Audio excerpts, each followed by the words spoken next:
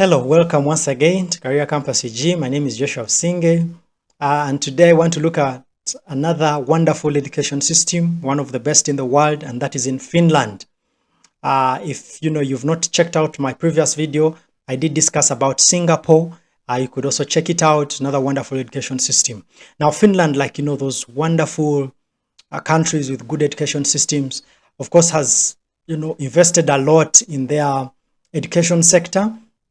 The infrastructure is wonderful, and something very interesting that if for the learners, they begin at age 7, which is very different, I think, from most of the education systems. We begin as early as our children, as early as 3. But here they begin at 7. And the interesting aspect as well is that in Finland, there are no private schools. So all schools are government. The government, ensures that they are all supported equally. And, the beauty about this is that for a parent, you're confident, any school where you take your child to, you're certain that, they have the same services, which is, I think, a very interesting aspect.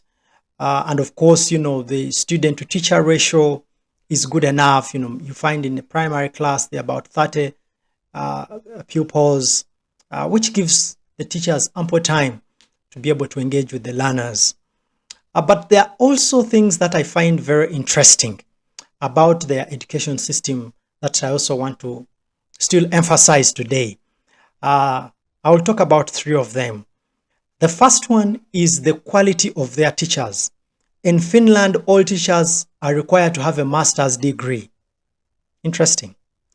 And more so, becoming a teacher is something that is very competitive, and about only 10% of those who apply are considered for the education course. So you're getting, the best teachers. And I'm told that if you've not applied for education as the first priority, you will not be taken on. So you can imagine, you need to give it a first choice. And, the learners after need to have, the teachers need to have a master's degree. So you can look at the quality of teachers. This kind of teachers will give the parent confidence and the child confidence, and you are certain that they know what they are doing. The other aspect, which is also very important, is they ensure that there is the play-based learning element embedded into their curriculum. So learners need to be able to participate in co-curricular activities, to be able to develop these other cognitive skills, like teamwork, like decision-making, emotional intelligence, among others. So I find this very interesting, and that everyone, if you're a learner or if you're a parent, make sure your child as well is engaged in these co-curricular activities to develop these other skills. And then the last or third interesting aspect for today is the element of they do national exams, but they do not share the marks with the learners or the different, so they do a national exam, but the information that they get, they're able to, look internally and know how are we doing, how are our learners doing, but it's not something that the learners are shared with to say we are better than this school is, worse off. So, and I find that interesting because that reduces that, level of competition, comparison, because everyone is gifted differently and everyone has potential within themselves.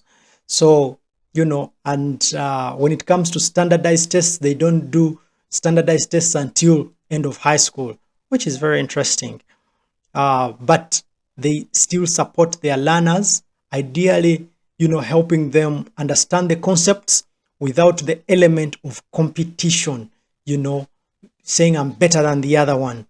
Yet, everyone has their potential. So these are some of the interesting facts that I find interesting with the education system in Finland. And I loved to share them as well with you. So thank you so much for watching. If you loved this video, please hit the like button, subscribe to the channel if you're not, and I wish you a wonderful day.